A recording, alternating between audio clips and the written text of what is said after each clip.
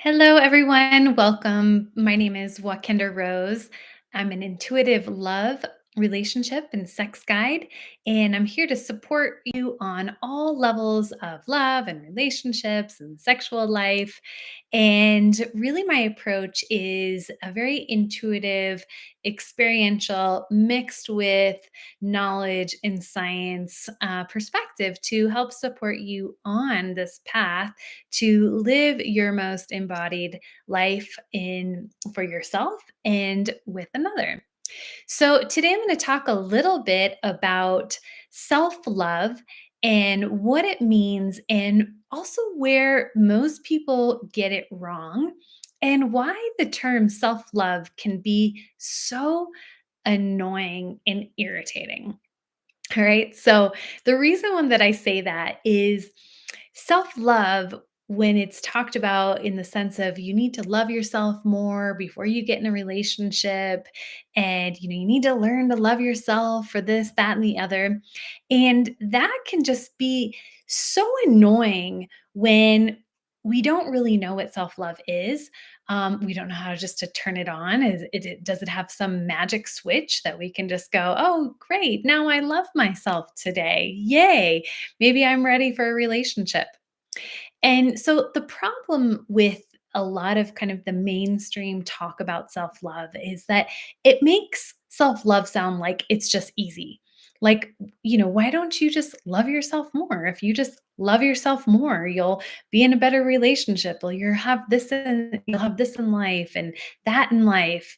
And, it's just easy. Just love yourself. Right. And so to me, the term self love can often feel very trite. And it can feel very far away from those of us who don't know how to connect into that feeling of self love.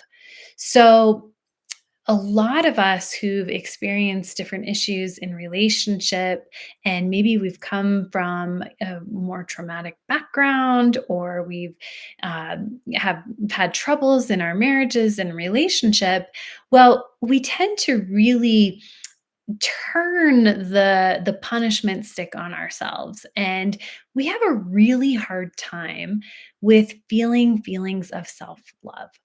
And so that can really make us not want to really try to be in a relationship when we think, well, maybe we're not good enough. If I don't love myself enough, then I'm just not good enough.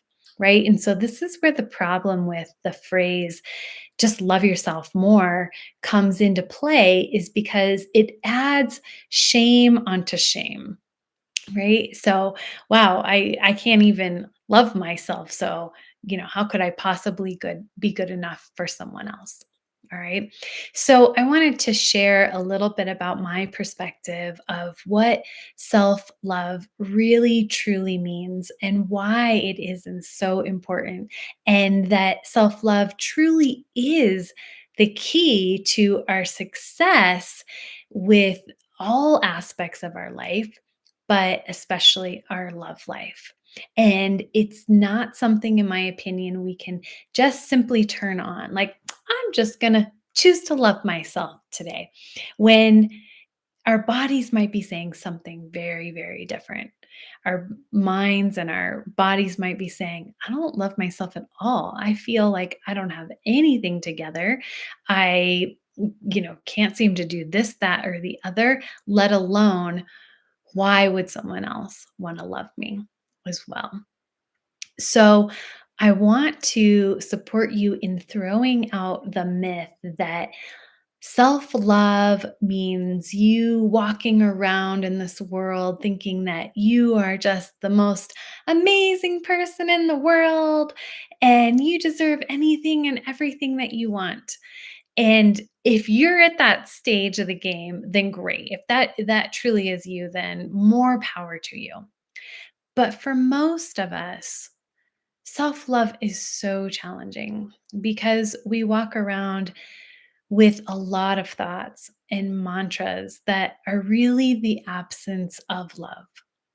And maybe these mantras were things that we've heard our whole life. Maybe we heard mantras about how we really didn't deserve love and really weren't good enough for love. And Maybe that came from our parents.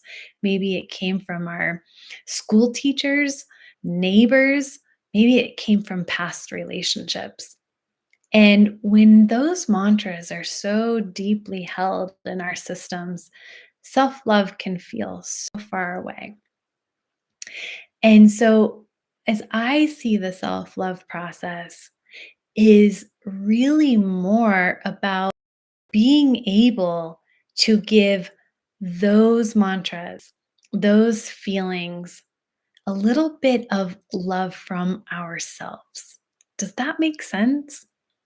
So instead of walking around pretending that we love ourselves, is that we actually begin to be that primary parent or caregiver of our own little selves that needs to be reminded that we're worthy of love even though we feel differently. All right. This is really the true self love practice. The true self love practice is learning to give compassion, give loving words to really those most dark, bleak, and painful sides of ourselves.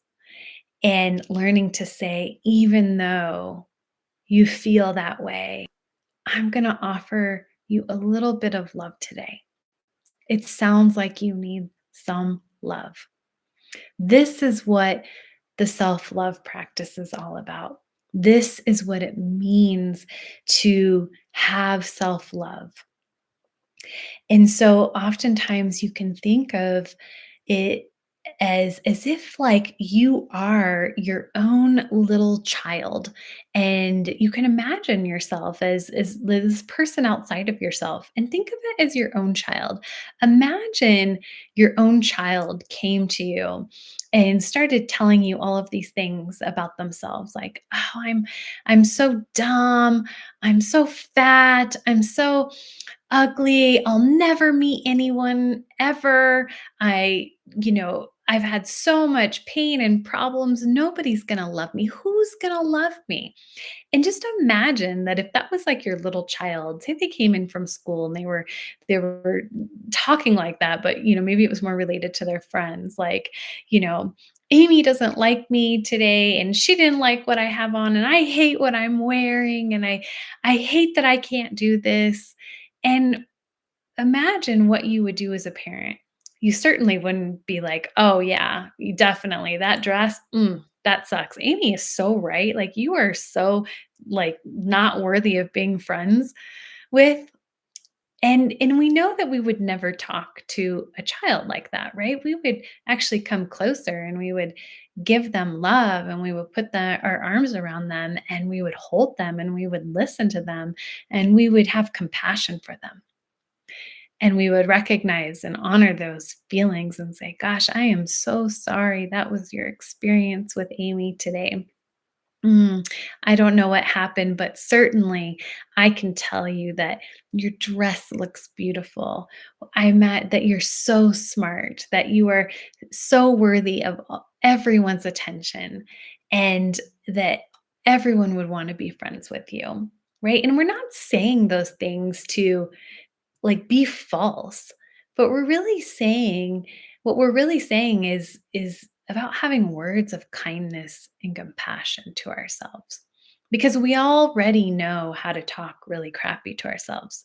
It's a natural part of who we are. We can turn it on quickly and easily, but we don't always have the gift of compassionate listening and compassionate words to ourselves.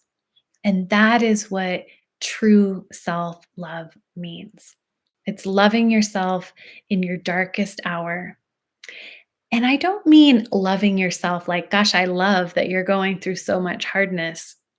It's like talking to yourself as if you are that little child or that friend that's in need and saying, "Hey, I got you.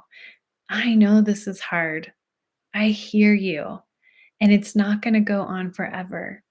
I'm going to love you anyway, even though you think all these terrible things and you don't believe it's going to happen, you don't believe in the possibility today, you don't see the light at the end of the tunnel. I'm going to love you anyway. All right. So I hope you have a better understanding of what true self love is. And true self love, in my experience, is not something that's so easy for us to turn on. And we need others around us to help remind us as to why we are deserving of hearing that loving voice, even in our darkest moment, even in our darkest hour. And so, if you are new to my program, I invite you in to one of my groups called How to Single the Second Time. This group is specifically for women, where we really support you on the journey of having the best single life while you're single, and support you in repatterning different belief systems and unwanted patterns to support you in having the relationship that you desire and that you deserve. And so I look forward to hearing from you, seeing you in this group. If you have any questions or comments, leave them in the comments below. And I would love to connect with you and see you next time. Many blessings and love. Be kind to yourself.